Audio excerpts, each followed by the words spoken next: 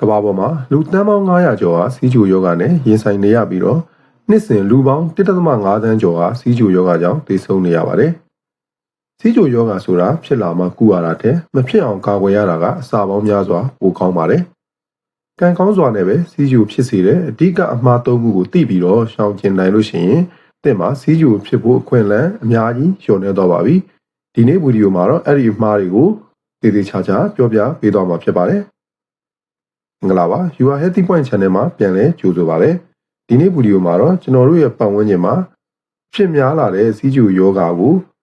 ကျွန်တော်တို့ပုံမှန်နေ့စဉ်လုပ်နေတဲ့အမှားလေးတွေအလေးကျင့်စိုးလေးတွေကြောင့်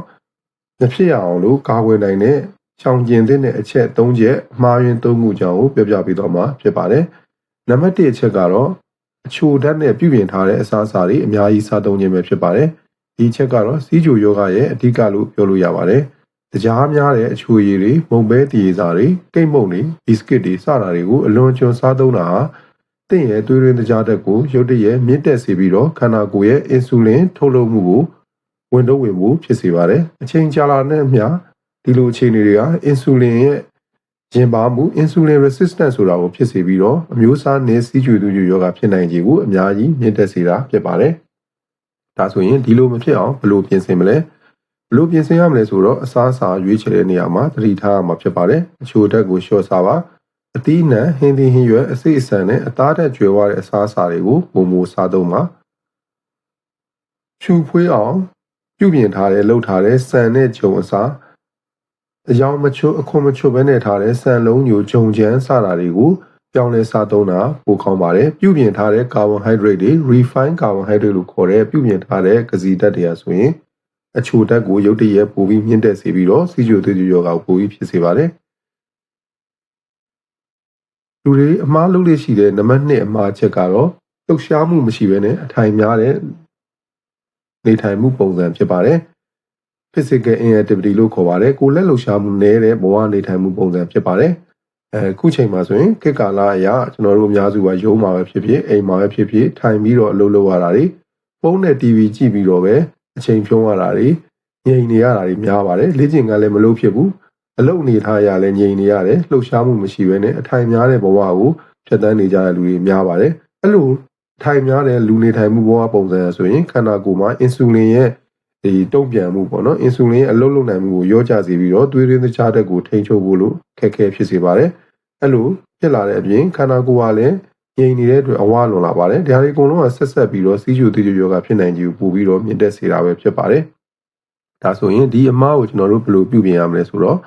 တစ်နေ့ကိုအနည်းဆုံးမိနစ်30ခန့်လမ်းလျှောက်တာတစ်ပတ်ကို9ရက်ပေါ့နော်တစ်ပတ်မှာမိနစ်ပေါင်း150ခန့်ကိုယ်လက်လှုပ်ရှားမှုရှိဖို့လိုပါတယ်လမ်းလျှောက်တာပြေးတာစပိန်စီးတာရေကူးတာလိုမျိုးကိုယ်လက်လှုပ်ရှားမှုမျိုးလုပ်ပါ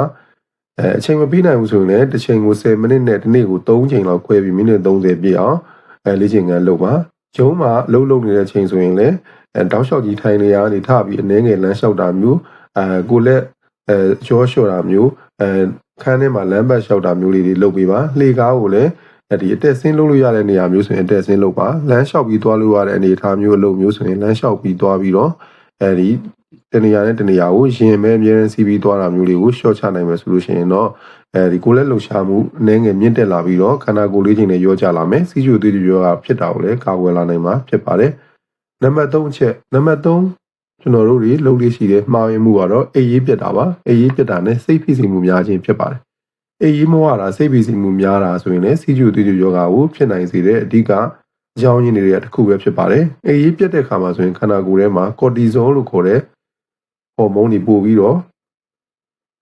များလာပါတယ်ဒီပို့ပြီးထုတ်လုပ်မှုများလာပါတယ်ဒီဟော်မုန်းတွေကသွေးရင်းသကြားဓာတ်ကိုမြင့်တက်စေပြီးတော့အင်ဆူလင်ရဲ့လှုပ်ဆောင်ချက်ကိုလည်းအဟန့်အတားဖြစ်စေပါတယ်စိတ်ဖိစီးမှုများတာကလည်းဒီလိုပါပဲစိတ်ဖိစီးမှုများလာလို့ရှိရင်ခန္ဓာကိုယ်ထဲမှာသွေးရင်းသကြားဓာတ်တွေကိုမြင့်တက်စေပါတယ်ဒါတွေကိုဘယ်လိုပြုပြင်ရမလဲဆိုရင်အိပ်ရေးဝအောင်အနည်းဆုံးတစ်နေ့ကို9နာရီလောက်အိပ်နိုင်မှုအတွက်ကြိုးစားပါအိပ်ရာဝင်ချိန်ကိုပုံမှန်ထားပါစိတ်ဖိစီးမှုကိုလျှော့ချဖို့အတွက် meditation လို့ခေါ်တဲ့တရားထိုင်တာတွေယောဂကျင့်တာတွေလေ့ကျင့်ခန်းလုပ်တာတွေကိုဝါသနာပါရာလို့တစ်ခုကိုလုပ်တာ